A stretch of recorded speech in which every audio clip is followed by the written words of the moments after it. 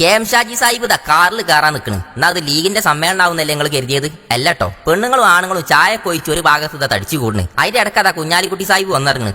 തൊട്ടിലാന്ന് പറഞ്ഞ മാതിരി മുനവ്വറലി ശിഹാബ് തങ്ങളും എത്തി. തൊട്ട് വേക്കില് എത്തി. വന്നിരുന്ന പാടെ കുഞ്ഞാലിക്കുട്ടി സാഹിബ് ഇതെടുത്താണ് നോക്കാൻ തുടങ്ങി. UDF അടുത്ത കൊല്ലം ഭരണം കിട്ടുമെന്നാണോ നോക്കുന്നത് എന്നറിയില്ല. എന്തായാലും നല്ല ചിറി ഇരിച്ചുണ്ട്. അത് കണ്ട് മുനവ്വറലി തങ്ങൾ നോക്കി. ഇളമരത്തിന്റെ സ്വന്തം നോക്കുന്നുണ്ട്. അമീദ് അലി ശിഹാബ് തങ്ങൾ നോക്കുന്നുണ്ട്. ഇവരൊക്കെ നോക്കുന്നത് എന്താന്ന് നോക്കി ഞാനും ഇവിടെ ഉണ്ട്.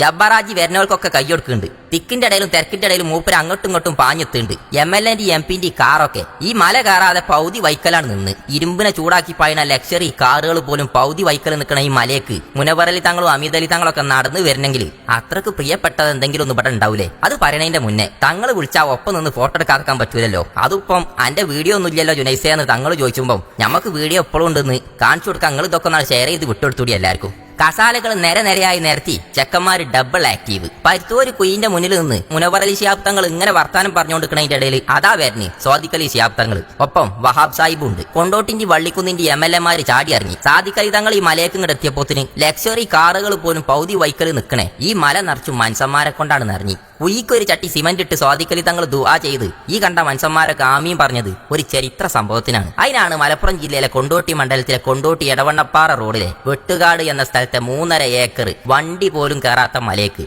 മനുഷ്യന്മാര് കയറിയത്. കൊണ്ടോട്ടി ശിഹാബ് തങ്ങൾ ഡയാലിസ് സെന്ററിന്റെ കീഴിലെ steps Shihab Thangal empowerment and palliative സോണിന്റെ തറക്കല്ലിടൽ ചടങ്ങിനാണ്. അബ്ബാസ് അലി തങ്ങളുണ്ട്, റഷീദ് അലി തങ്ങളുണ്ട്, കാരാടൻ സുലൈമാൻ കണ്ട്, ഹുസൈൻ മടവൂരുണ്ട്, ഹുസൈൻ സക്കാഫി ചുള്ളിക്കോടുണ്ട്. ഇങ്ങനെ പേരെടുത്ത് പറഞ്ഞതും പറയാത്തതുമായ തൊപ്പി വെച്ചതും തൊപ്പി വെക്കാത്തതുമായ സകല ജാതി മനുഷ്യന്മാർ ഇവിടെ ഉണ്ട്. ജാതി മത ഭേദമന്യേ രാഷ്ട്രീയ സാമൂഹിക സാംസ്കാരിക മേഖലയിലെ എല്ലാവരും ഈ ഒരു ദിവസം ഒത്തൊരുമിച്ച് ഇവിടെ എത്തണമെങ്കിൽ അതിനൊരു കാരണമുണ്ട്. ഓട്ടിസം ബാധിച്ച എത്ര കുട്ടികൾ നമ്മൾ ഈ നാട്ടിൽ ഈ പരിപാടി കണ്ടുകൊണ്ടിരിക്കണ പല കൂട്ടത്തിൽ അങ്ങനത്തെ എത്ര രക്ഷിതാക്കള് ഞാൻ മരിച്ചു കഴിഞ്ഞാൽ എന്റെ കുട്ടിനെ ഇനി ആര് നോക്കുന്നു ചിന്തിച്ചണേ എത്ര രക്ഷിതാക്കള്.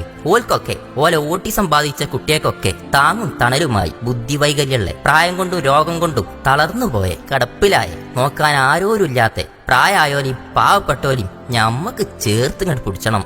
ജീവനോടൊക്കെ പടച്ചോൻ കയ്യിക്ക് വെച്ച് തന്ന കുട്ടിനെ കൊല്ലാൻ പറ്റുമോ? ഇല്ലല്ലോ.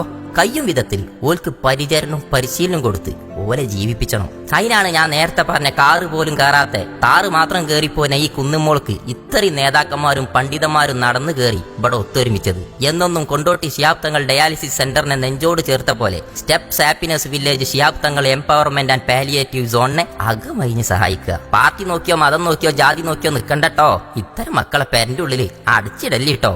തുറന്നു വിടി, ഓലും ജീവിച്ചട്ടെ ഓലതായ ലോകത്ത്. സാക്ഷാൽ ലയണൽ മെസ്സിന്റെ കയ്യും പിടിച്ച് ലോകകപ്പിനിറങ്ങിയ ഹാസിം വെളിമണ്ണനെ പോലെ നമ്മളെ കൊണ്ടോട്ടിന്റെ എടവണ്ണപ്പാറിന്റെ ഒക്കെ ഇട്ടാവട്ടത്തിലിട്ടെ അടച്ചിട്ട റൂമിൽ ഒറ്റപ്പെട്ട മക്കളെ ചേർത്ത് പിടിച്ച് സ്റ്റെപ്സിന്റെ പടികൾ കയറ്റണം. അതിന് നിങ്ങൾ കൂടെ ഉണ്ടാവണം കേട്ടോ. നിങ്ങളാലാവുന്നത് നിങ്ങൾ ഈ പുണ്യമാക്കപ്പെട്ട മാസത്തിൽ ഈ നമ്പറുകളിലൂടെ ഈ കുത്തുകുത്തിലൂടെ വിട്ടുകൊടുക്കിട്ടോ. ഈ പ്രസ്ഥാനത്തിന്റെ സോഷ്യൽ മീഡിയ കൺവീനറായി പാണാളി ജുനൈസ് എന്നെ ഏൽപ്പിച്ചത് വലിയൊരു ഉത്തരവാദിത്തമാണ്. അത് ഭംഗിയായി നിർവഹിച്ച് ഇതിനോടൊപ്പം എന്നും ഉണ്ടാവും. നമ്മളെ ഫോളോവേഴ്സിനെ കൊണ്ട് കഴിയുന്നത് നിങ്ങൾ ചെയ്തു കൊടുക്കി. പറ്റും വിധത്തിൽ എല്ലാവർക്കും വിട്ടുകൊടുക്കി. ഇതൊക്കെ ഉണ്ടാവുള്ളൂ. മരിച്ചു പോകുമ്പോൾ ആകെ 3 കഷ്ണം തുണിയെ കൊണ്ടുപോവുള്ളൂ, വേറെ ഒന്നും കൊണ്ടുപോവില്ല. ഉഷാറാക്കിയാളി.